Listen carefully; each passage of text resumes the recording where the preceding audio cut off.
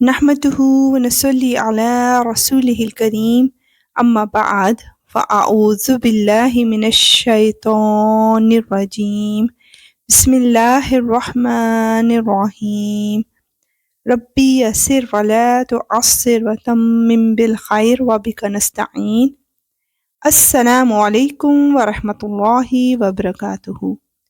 تو آئیے جانتے ہیں کہ آج اللہ سبحانہ و تعالی ہمیں کیا سکھا رہا ہے۔ سورہ مومن کی آیت 21 to 22 میں بتایا جا رہا ہے کہ تاریخ سے عبرت حاصل کرو۔ اور کیا ان لوگوں نے زمین میں چل پھر کر یہ نہیں دیکھا کہ جو لوگ ان سے پہلے تھے ان کا کیسا انجام ہو چکا ہے؟ وہ طاقت میں بھی ان سے زیادہ مضبوط تھے اور زمین میں چھوڑی ہوئی یادگاروں کے اعتبار سے بھی۔ پھر اللہ نے ان کے گناہوں کی وجہ سے انہیں پکڑ میں لے لیا اور کوئی نہیں تھا جو انہیں اللہ سے بچائے۔ یہ سب کچھ اس لیے ہوا کہ ان کے پاس ان کے پیغمبر کھلی کھلی دلیلیں لے کر آتے تھے تو یہ انکار کرتے تھے، اس لیے اللہ نے انہیں پکڑ میں لیا۔ یقیناً وہ بڑی قوت والا، سزا دینے میں بڑا سخت ہے۔ یا اللہ تو ہم پر رحم فرما۔ آیت 23 to 25 میں آل فرعون کی سرکشی کو بیان کیا جا رہا ہے۔ اور ہم نے موسیٰ علیہ السلام کو اپنی نشانیوں اور بڑی واضح دلیل دے کر بھیجا تھا فرعون، حامان اور قارون کے پاس، تو انہوں نے کہا کہ یہ جھوٹا جادوگر ہے۔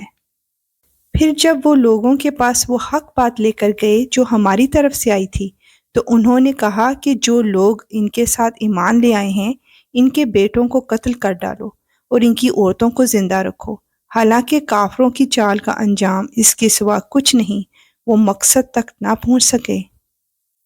اور فرعون نے کہا لاؤ میں موسیٰ علیہ السلام کو قتل ہی کر ڈالوں، اور اسے چاہیے کہ اپنے رب کو پکار لے، مجھے ڈر ہے کہ یہ تمہارا دین بدل ڈالے گا یا زمین میں فساد برپا کر دے گا۔ اور موسیٰ علیہ السلام نے کہا میں نے تو ہر اس متکبر سے جو یوم حساب پر ایمان نہیں رکھتا اس کی پناہ لے لی ہے جو میرا بھی پروردگار ہے اور تمہارا بھی پروردگار۔ آیت 28 to 29 میں فرعون کے خاندان میں سے ایک شخص کے مسلمان ہونے کا واقعہ بیان کیا جا رہا ہے۔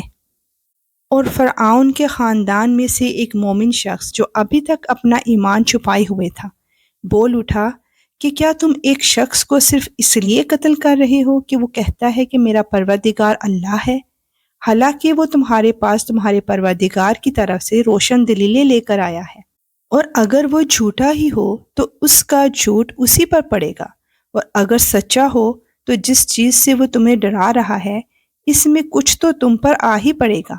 اللہ کسی ایسے شخص کو ہدایت نہیں دیتا جو حد سے گزر جانے والا اور جھوٹ بولنے کا عادی ہو۔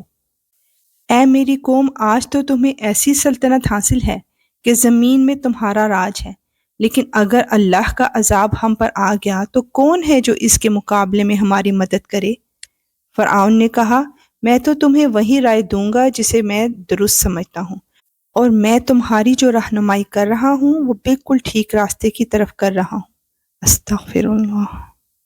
آیت 30 to 35 میں مومن آل فرعون کی لرزا دینے والی تنبیہ بیان کی جا رہی ہے۔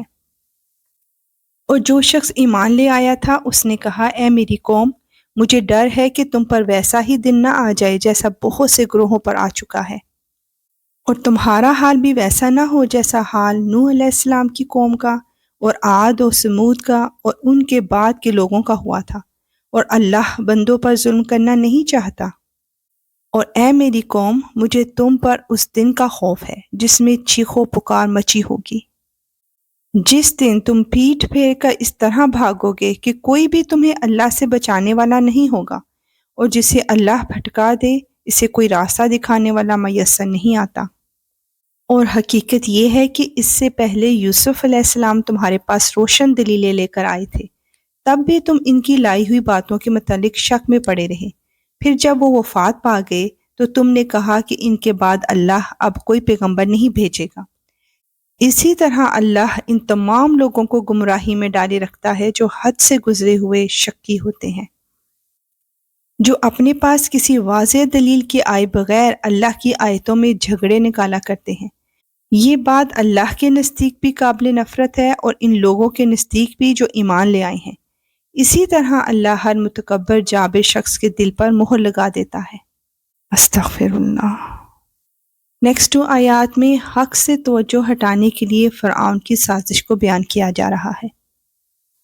اور فرعون نے اپنے وزیر سے کہا کہ اے حامان، میرے لیے ایک اونچی عمارت بنا دو تاکہ میں ان راستوں تک پہنچوں جو آسمانوں کے راستے ہیں، پھر میں موسیٰ علیہ السلام کے خدا کو جھانک کر دیکھوں، اور یقین رکھو کہ میں تو اسے جھوٹا ہی سمجھتا ہوں۔ اسی طرح فرعون کی بدکرداری اس کی نظر میں خوشنما بنا دی گئی تھی اور اسے راستے سے روک دیا گیا تھا، اور فرعون کی کوئی چال ایسی نہیں تھی جو بربادی میں نہ گئی ہو۔ اللہ اکبر۔ آیت 38-40 میں مومن آل فرعون کا رخت امیز وعظ بیان کیا جا رہا ہے۔ اور جو شخص ایمان لے آیا تھا اس نے کہا، اے میری قوم، میری بات مانو، میں تمہیں ہدایت کے راستے پر لے جاؤں گا۔ اے میری قوم، یہ دنیاوی زندگی تو بس تھوڑا سا مزہ ہے، اور یقین جانو کہ آخرت ہی رہنے بسنے کا اصل گھر ہے۔ اور جس شخص نے کوئی برائی کی ہوگی اسے اسی کے برابر بدلہ دیا جائے گا، اور جس نے نیک کام کیا ہوگا چاہے وہ مرد ہو یا عورت، جبکہ وہ مومن ہوں، تو ایسے لوگ جنت میں داخل ہوں گے، وہاں انہیں بے حساب رزق دیا جائے گا۔ سبحان اللہ، الحمدللہ۔ اے میری قوم، یہ کیا بات ہے کہ میں تمہیں نجات کی طرف دعوت دے رہا ہوں اور تم مجھے آگ کی طرف بلا رہے ہو؟ تم مجھے یہ دعوت دے رہے ہو کہ اللہ کا انکار کروں اور اس کے ساتھ ایسی چیزوں کو شریک مانوں جس کے بارے میں مجھے کوئی علم نہیں ہے، اور میں تمہیں اس ذات کی طرف بلا رہا ہوں جو بڑی صاحب اقتدار، بہت بخشنے والی ہے۔ سچ تو یہ ہے کہ جن چیزوں کی طرف تم مجھے بلا رہے ہو وہ دعوت کے اہل نہیں ہیں، نہ دنیا میں نہ آخرت میں، اور حقیقت یہ ہے کہ ہم سب کو اللہ کی طرف پلٹ کر جانا ہے، اور یہ کہ جو لوگ حد سے گزرنے والے ہیں وہ آگ کے باسی ہیں۔ غرض تم ان قریب میری یہ باتیں یاد کرو گے جو میں تم سے کہہ رہا ہوں، اور میں اپنا معاملہ اللہ کے سپرد کرتا ہوں، یقیناً اللہ سارے بندوں کو خوب دیکھنے والا ہے۔ نتیجہ یہ ہوا کہ ان لوگوں نے جو برے برے منصوبے بنا رہے تھے، اللہ نے اس مرد مومن کو ان سب سے محفوظ رکھا، اور فرعون کے لوگوں کو بدترین عذاب نے آ گھیرا۔ یا اللہ، تو ہم سب پر رحم فرما، تو ہمیں خیر کے ساتھ حق کو حق دکھا اور آسانی سے اس پر عمل کرنے کی توفیق عطا فرما، اور خیر کے ساتھ باطل کو باطل دکھا اور آسانی سے اس سے بچنے کی توفیق عطا فرما۔ آمین۔ انشاءاللہ ملیں گے نیکسٹ آیات کے ساتھ۔ اب اجازت، وآخر دعوانا ان الحمدللہ رب العالمین۔ سبحانک اللہم وبحمدک، اشہد ان لا الہ الا انت، استغفرک واتوب الیک۔ السلام علیکم ورحمۃ اللہ وبرکاتہ۔